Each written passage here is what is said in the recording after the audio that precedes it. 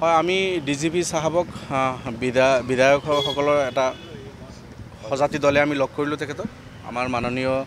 দলপতি হাফিজ বশিৰ আহমদ কাছিমি ছাৰ আছে ডিঙৰ MLA আমিনুল ইছলাম সাহেব আছে দলগাঁৱৰ বিধায়ক মজিবুৰ ৰহমান সাহেব আছে আমাৰ চেঙাৰ বিধায়ক আশৰাফুল হুছেইন সাহেব আছে আৰু বিলাসীপাৰাৰ বিধায়ক শামছুল হুদা সাহেব আৰু মই আমি ডিজিপি সাহাবক আমি লগ কৰিলোঁ আৰু তেখেতৰ লগত লগ কৰি আমি কচুতলিৰ যি ঘটনা ঘটি আছে সেই বিষয়ে আমি তেখেতৰ লগত আলোচনা কৰিলোঁ মানুহখিনি সম্পূৰ্ণভাৱে নিৰাপত্তা পাব লাগিব এই কথাখিনি আমি তেখেতৰ লগত পাতিলোঁ আৰু তাতে বহুত মানুহ ইনজাৰ্ড হৈছে সেই মানুহখিনি সঠিকভাৱে চিকিৎসা পাই থকা নাই আৰু গাঁৱতো এতিয়া বহুত ইনজাৰ্ড মানুহ থকা বুলি আমি বিভিন্ন চৰ্চত আমি খবৰ পাইছোঁ যে এতিয়াও গুলিবিদ্ধ বহুত মানুহ গাঁৱত আছে সেইসকলক আহিব দিয়া নাই বা সঠিক চিকিৎসা তেখেতসকলে পোৱা নাই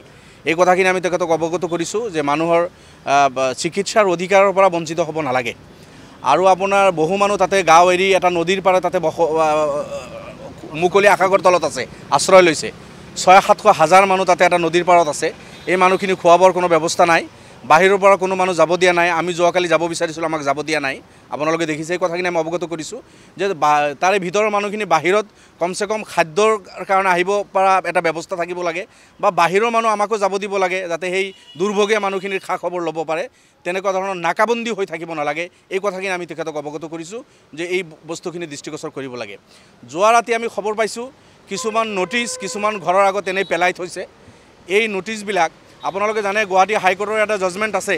যে চৰকাৰী মাটিতো যদি কোনো ব্যক্তি থাকে সেইজন মানুহ যদি ইভেকশ্যন কৰিব খোজে তথাপি 15 দিন আগত নটিচ দিব লাগে কিন্তু যোৱাকালি হয়তো নটিচ পেলাই থৈছে 3 দিন সময় দি পেলাই থৈছে 3 দিন সময় দিব নোৱাৰে কমসে কম 15 দিন সময় মানুহখিনিক দিব লাগিব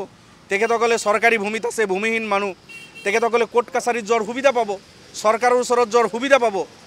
যে আমাক কিয় উচ্ছেদ কৰে আমাক সংস্থাপনৰ ব্যৱস্থা কৰক গতিকে এই বস্তুখিনি যাতে নিয়মমতে হয় তেনেকুৱা ধৰণৰ কথা আমি তেখেতক অৱগত কৰিছোঁ গাঁৱত কিছুমান চিভিলিয়ান আপোনাৰ পুলিচে মানুহক নিৰাপত্তা দিয়া পুলিচৰ দায়িত্ব কিন্তু পুলিচৰ উপৰিও কিছুমান চিভিলিয়ানে গাঁৱত ঘূৰি কিছুমানৰ ঘৰৰ পৰা কিছুমান মূল্যৱান সা সামগ্ৰী উঠাই লৈ যোৱাৰো কিছুমান খবৰ বাৰ্তা আমি পাই আছোঁ বা ভয় ভীতি মানুহক দেখাই আছে কিছুমান চিভিলিয়ানে তাতে গৈ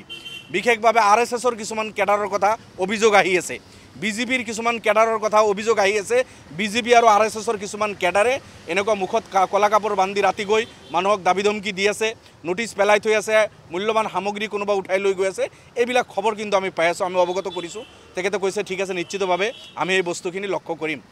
আৰু অমানৱীয়ভাৱে মানুহৰ ওপৰত যাতে এনেকুৱা অত্যাচাৰ নহয় তাৰ কাৰণে আমি তেখেতক আহ্বান জনাইছোঁ যে আপুনি এইখিনি দৃষ্টি চাব লাগে নিৰাপত্তা নিশ্চিত কৰিব লাগে নিৰাপত্তাৰ মানে ভয়ত যাতে কোনো মানুহ শংকিত হৈ সময় কটাব নালাগে এই কথাখিনি আমি তেখেতৰ লগত পাইছোঁ পজিটিভলি তেখেতে আমাৰ কথাখিনি নোট কৰিছে আৰু তাতে সেইখিনি বস্তু তেখেতে চাম বুলি কৈছে